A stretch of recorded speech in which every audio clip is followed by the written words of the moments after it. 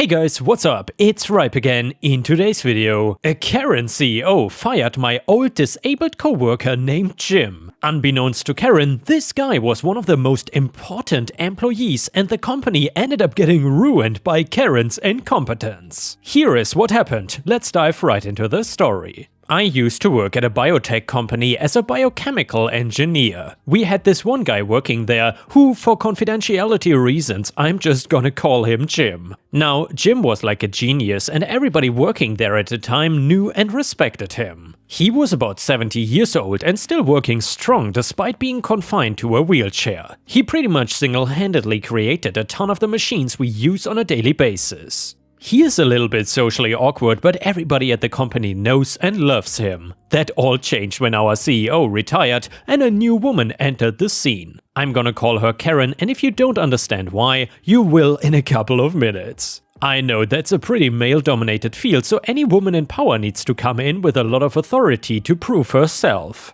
I've seen it done before the right way and the wrong way, and Karen was definitely doing it the wrong way. She came in thinking she had to show off how much power she had by changing things that were working fine. The entire place was in chaos for about 2 weeks because of her, and getting work done ranged from hard to impossible. She also felt like she needed to prove something as being the boss because she targeted poor old Jim. Nobody knew what her problem was with him, but we all heard her one day ream him out badly. "Karen, I see you just sitting there all day staring at papers. You're not doing a damn thing. Just because you're old and in a wheelchair, you think you have the right to do anything you want." Well, that might have went over fine with the old CEO, but things are different around here now. There was a pause and I couldn't hear Jim's side of the conversation because he is soft-spoken and this was behind a door. I did hear Karen after another minute or so screaming again. "Karen, you think that I don't know how to run my own company? I don't give two damns about your contract. I don't know how an old crippled man managed to stay in the industry for so long, but nowadays we use something called technology.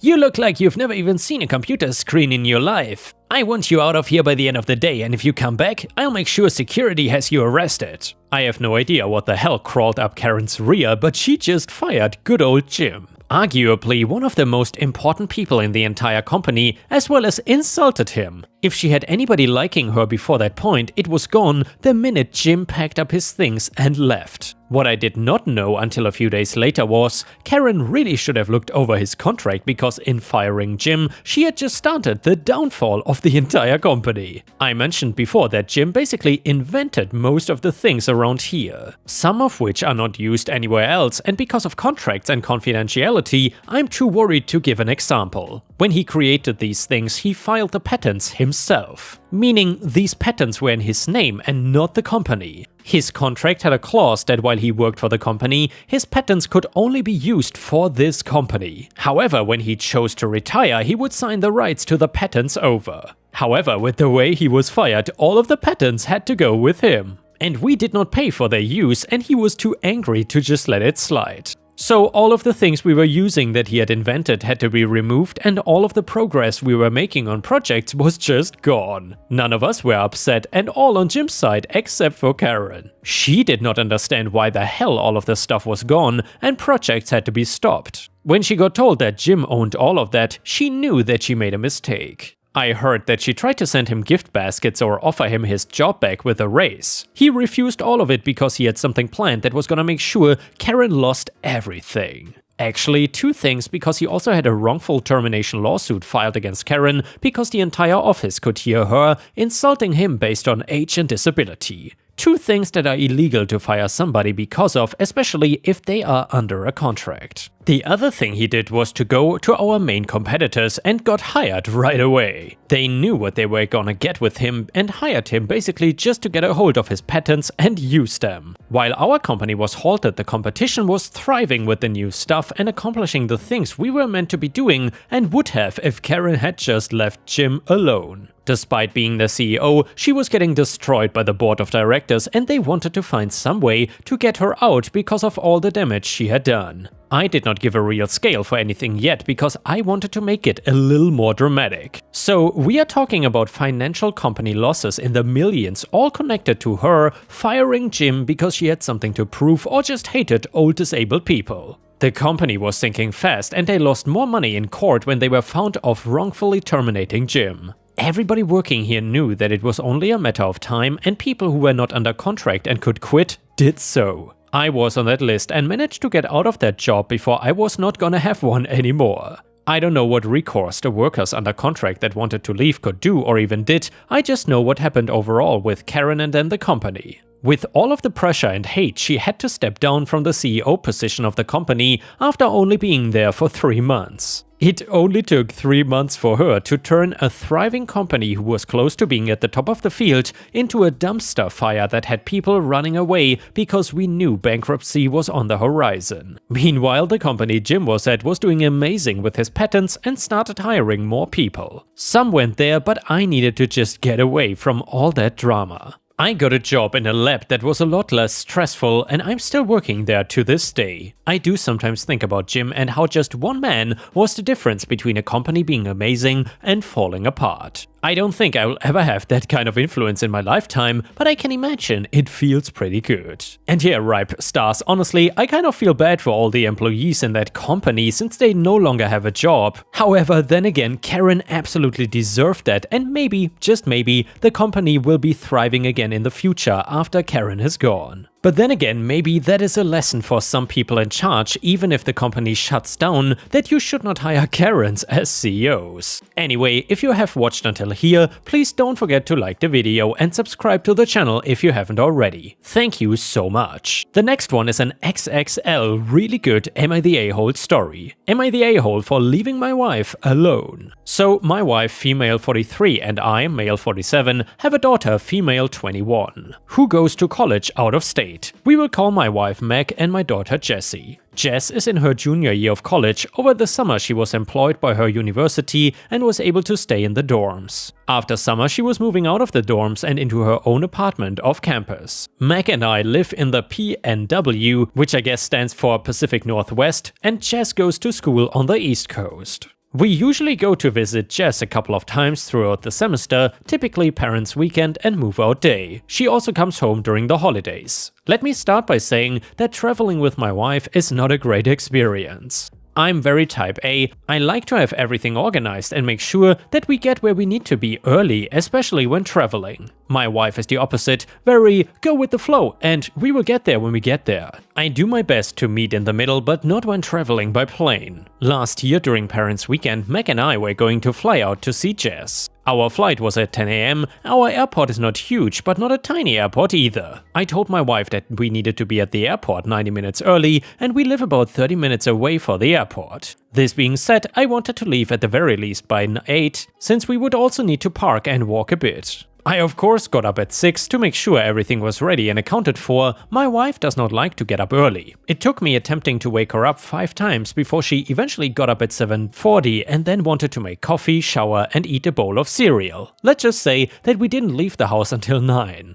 It ended up being busier at the airport than normal, likely due to many colleges having Parents' Weekend, and it took so long to get through security that we missed our flight. Rightly so, the airline refused to refund our ticket. We were able to get new tickets, but not until the next day, and we missed Friday afternoon and Saturday morning with our daughter. Jess was disappointed to say the least. Fast forward to now, we were flying down for a long weekend to help her move. So we take one flight from our town to a bigger town nearby and then fly from there to my daughter's college town. Again, it was a long morning of me pushing my wife, getting her to move along. Due to the last airport mishap, I wanted to make sure I told her we needed to leave extra early as to not miss the flight again. We got there on time with a bit of time to spare, and my wife was annoyed. Kept going on about how now we just have to sit and wait for 45 minutes for them to start boarding. We took our first flight and landed in the connecting city at a much larger airport. We only had about a 1-hour layover. We got off the plane at 9:15 and our next plane started boarding at 9:40.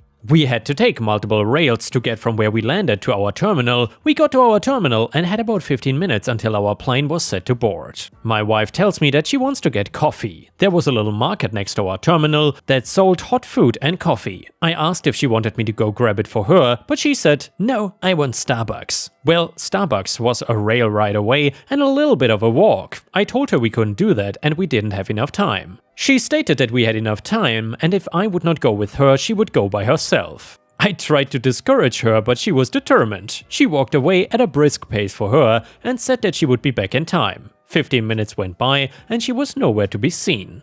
They started calling the boarding groups. I called my wife hoping she was nearby. She didn't even answer. They called a few groups and then called ours. In a panic, I called my wife again 3 times and finally on the last call she answered and said that she was on her way. It was a long line and she had to wait a bit. I told her they were almost done with boarding and she needed to hurry up. I waited by the gate, but the attendant said they would need to shut the gate in 2 minutes. I waited and waited, but she didn't show up. The attendant asked if I wanted to board, otherwise she was closing the gate. I tried to plead with her to wait a couple of minutes, but she insisted that she couldn't do that. So I boarded the plane. A few minutes later my wife calls me, saying the attendant won't let her on. They had already removed the boarding ramp at that point. She told me I needed to tell them to let me off the plane to be with her, and I said no. It's not fair to do this again to Jess, and I said I told you we didn't have time, but you decided to go anyways. I told her to go purchase a new ticket for the next flight and I would see her when she arrives. She got to Jess' school and seemed unbothered by the whole situation, did not even really talk about it. I thought maybe she realized it was her fault and just wanted to drop it. Boy, was I wrong. We are now home and she has not talked to me since the trip over a week ago and is insisting that I'm an a-hole. So, am I the a-hole? And yeah, Ripe Stars, let me know what you think about this in the comments. In my opinion, OP is 100% not the a-hole. Honestly, his wife does not seem very mature and she doesn't take it very seriously to visit her daughter, which I don't really understand. Also, what kind of baffles me, I thought that flying in the United States is not that cheap. It looks like both OP and his wife are not really bothered by the fact that they're just wasting airline tickets by not taking the flights and just buying new tickets like it's nothing. That all seems to be a super big waste of money in my opinion. Anyway, a user in the comments said, I stopped being the caretaker for my partner after the first time we missed a flight. I told him, nope, never again. Next 2 flights he missed and man, he complained. Explained again that he's a damn adult and has choices to make. The 3rd time he missed a 10-day cruise, he has never been late again. He is pissed about it but listens to me and gets up and ready and out the door on time. Oh, and by the way, not the a-hole. Comment number 2, not the a-hole, you need to make a line in the sand. Sit down and tell your wife that you love her and you cherish her, but the way she disrespects your desire to be punctual is just too much for you. Tell her that from now on, you are going to make separate arrangements when traveling. You're not responsible for waking her up. You're not responsible for getting her out the door. She is an adult and she can do what she wants. The first time she completely misses an event, I suspect things will change. You have been accommodating her to such a high degree that she can act like an infant. Update to the story, and let me tell you guys, we have a lot of updates. It goes like this. Wow, I know a lot of people say this, but I really did not think this would get as big as it did. For those who are outside of the US, PNW is Pacific Northwest. As far as how she acts in other situations, she generally does not have any issues. She is never one to be late to work or anything like that, she just seems like travel is her poor area, and I never noticed things like this until we started traveling often to see our daughter. This is why I never considered ADHD, she really shows no other signs of this. I saw posts implying that my wife might have an addiction of some sort. I'm not sure how that would line up, but I don't see that being a possibility. I didn't think the following information was important, but my daughter made a comment and so did a friend that I discussed this with, so I thought maybe I would mention it here. Jess is not Meg's daughter. I was married one before and my wife unfortunately passed away due to complications during Jess's birth. I remarried Meg when my daughter was 6 and my daughter made a comment that Meg does not like/want to come see and help her and that's why she's always running late. But I've offered to go alone and Meg was always very against that idea, so I wouldn't think that's the case.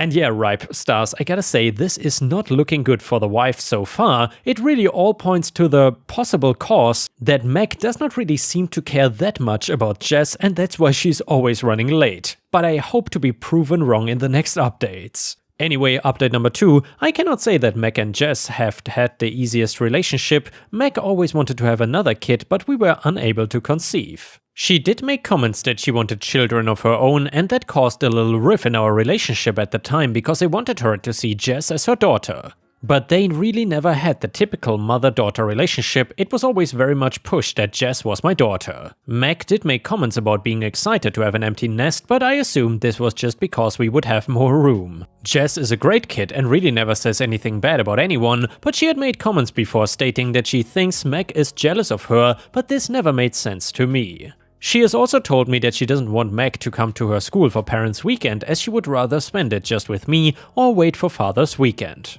However, Meg always says she wants to go, and I've never gone without her.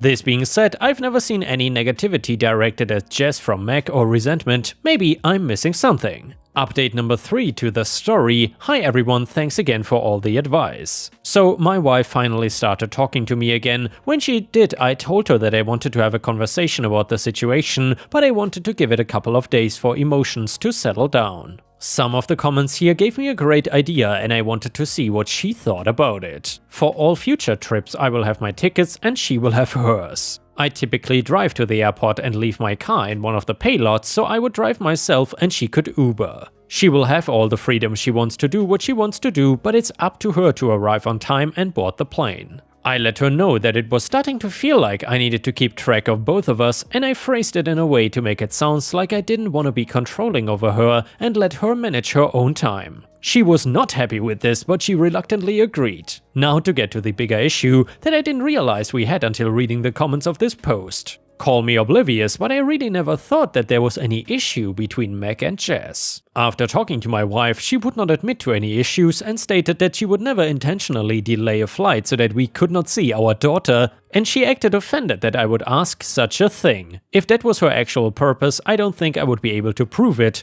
but it will be at the forefront of my mind in the future. After talking to Meg and Jess, we decided on the following. Meg and I will be visiting Jess on Parents' Weekend. However, I will be attending Father's Weekend from now on, and I will be attending by myself to get some alone time with Jess. Jess seemed very excited, and surprisingly, Meg did not seem to have an issue with that at this time. Thanks again to everyone who took the time to read and give me advice. I really appreciate everything, and I hope these steps can work towards a resolution for the issues.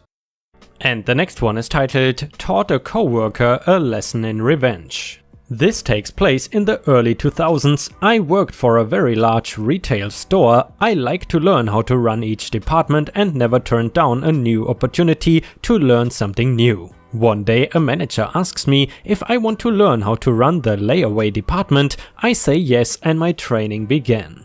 The first 10 minutes I am in the department, the coworker training me says, "You want to learn how to deal with difficult customers." I say, why not? He leads me to the back room and climbs a 20-feet ladder with a box in hand. The box contained a customer's items recently put on layaway. The coworker gets to the top of the ladder and then drops the box and says that should teach them a lesson. The coworker told me this is what he calls the special treatment. I immediately think this guy is a complete moron because the customers will just return the broken items and the company will eat the costs, which in turn causes lower pay raises for employees. After 2 weeks of learning layaway, I learn candles are the most hardest items to box up. So I decide why not teach this coworker a lesson with candles. So I start putting candles on layaway, one candle at a time. It was pennies on the dollar putting these candles on layaway. I do this for about a month and then the coworker asks, "Why are you putting these candles on layaway?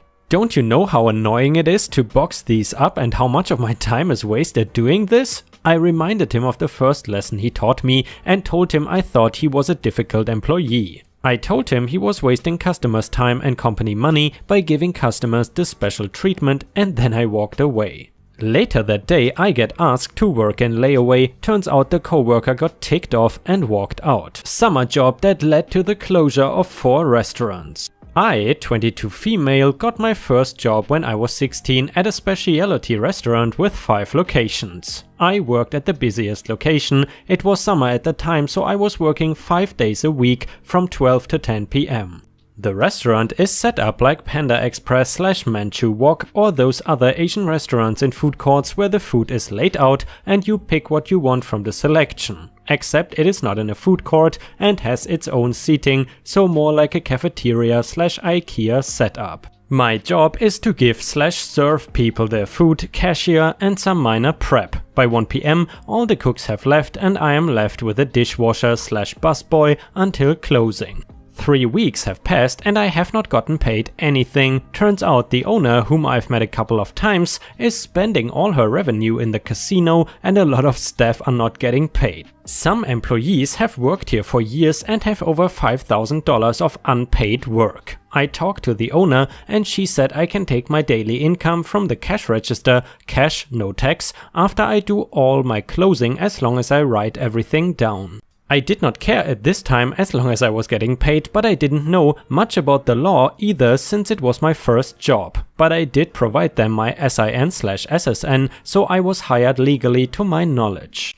The manager that hired me never mentioned cash payments when she hired me. I was getting my pay from the till for about a week until one of my coworkers found out. Obviously, she got jealous and told everyone. Since these people have thousands of unpaid work, they felt like it was unfair that I was getting paid and they were not. At this time the owner was out of country, so I stopped taking my pay from the till to avoid getting in conflict with my coworkers. I mean, the owner will pay me eventually, right? I was young, naive and did not know better. During one of my shifts a delivery came in and they wanted to get paid on the spot. I did not have cash on the till and I could not get a hold of my coworkers to deal with the situation, so the delivery guy eventually left with all the products. That night, the owner's husband gave me a call and he was furious that we did not get the delivery since we needed it for tomorrow because we are low on products. He dropped by to leave cash for the delivery and made me wait until 12 midnight for the delivery to come, unpaid. I was left by myself in the restaurant and I was crying. It was a very stressful situation for me and working here led me to smoke cigarettes. I don't smoke anymore. This was my breaking point. I wanted to quit, but I was afraid that I would not get all my hard-earned money. The job is easy, but all the coworker drama and the crappy treatment of the owners got to me. I kept working in this location until the end of summer with over $3,000 of unpaid work, not adjusted with overtime and holiday pay. I did eventually get to talk to the owner on the phone and all I got was, "It is what it is." I did not show up for work on the last day of summer. After I did not show up, I filed a claim with the Department of Labor/Ministry of Labor. When school started, the manager from their other location asked me to come work for her on weekends. Of course I said no, but eventually agreed when she said that I will be paid after my shift with cash. The owner never came here to take the revenue for her gambling and she is still out of the country, so I did get paid after my shift. Everyone that worked here was a lot nicer too, since everyone was getting paid. I asked my unemployed friends to drop off their resumes. The owner did not know that I was friends with these people and she eventually hired one of my friends as a dishwasher to work with me. The manager leaves early on weekends and it is just me and my friend in the restaurant, so I would give out food to my friends, customers that I know and family for free. Not my food cost, so I did not give a damn. I know it's an a-hole move, but keep in mind the $3,000 that they still owe me. Everyone that worked here knows all the bullcrap that is happening. Business has always been doing great to the point that the owner was able to have 5 locations. Everyone was getting paid on time and were given bonuses during the first few years of the business until the owner started going to the casino. Her attitude changed and stopped taking care of the business. She would even get mad at the employees for paying the bills instead of keeping the cash for her gambling. We've had times that our electricity got cut off and could not operate as a restaurant. Producers/suppliers are also refusing to deliver products unless we paid right away. They are not getting paid on time as well. The owner mainly ever goes to the restaurant locations to take cash out of his pocket to pay for the restaurant expenses. From what I've heard, their marriage went down the sewage since the wife started gambling and coming home from the casino without her car. There were also rumors that the husband cheated that led to the wife's gambling problems. I believed all the rumors since it all made sense at the time, but no confirmation until now. I also found out that one of their locations had to close down because they did not pay the lease. They are now left with 4. We are the only location, second location I'm working at, where this staff gets paid on time. Except for the manager who also has unpaid wages from years before and my $3,000 from summer. Everyone else here is new and are getting paid on time. 2 weeks have passed since I worked part-time at the other location. I started getting calls from the labor department about my claim. I told them everything, staff not getting paid or the owner is paying cash, plus all the crappy treatment that I did not mention above. Of course, the government does not like it when we don't pay our taxes. I kept a record of my hours in my notebook. I also had text messages from my coworkers about the working conditions of this place. I kept working here while my claim was being processed and while the owner is out of the country. Eventually, they got the letter a couple of days after the owner came back and she was enraged. How do you have the audacity to work here after you file a claim against us? She was not aware that I didn't show up for my shift when I was working at the first location and was hired by the manager in the current location. So I got fired. I went on with school and eventually got paid $5,000 plus for my unpaid hours and the trouble. The labor department gave them crap as well for not paying a minor. It seemed like they were taking advantage. That was basically my first paycheck, quite a lot of money for a 16-year-old. I started working at a food court elsewhere, totally legal, it's a franchise. One day I was approached by one of the cooks at the first location who recognized me. They all knew what I did and that I got paid, and he wanted to know how to file a claim. I told him everything, what he needs to do and all the proof/evidence that he can provide. I also told him that whoever files a claim will get paid, and I encouraged him to tell everyone. 2 months later, my friend that knew about the situation started tagging me on an article posted on Facebook about the restaurant. Over 4 people have filed for a claim and the owner is forced to pay over $50,000+ for unpaid wages, overtime and interest plus $2,500 plus administrative fees. I later on found out that they got audited and more people started filing for claims. A lot of people that worked there before and is still owed their wages also filed for a claim. A food inspection in one of the other locations uncovered several serious health and sanitation infractions. All 4 of their locations eventually shut down. I know it is not an intentional revenge and the restaurant could have closed down any time due to their debt, although my friends still joke about it to this day that I added fuel/spark to the fire/kindle that led to the closure of all their remaining locations. I'm just glad I got my hard-earned money. And with this, we have reached the end of the video. However, if you cannot get enough of my content, please check out my endless playlist, where you can find thousands of hours of content. In addition, please don't forget to subscribe to my channel to not miss any of my daily uploads. Thank you so much in advance, and I hope to see you again tomorrow.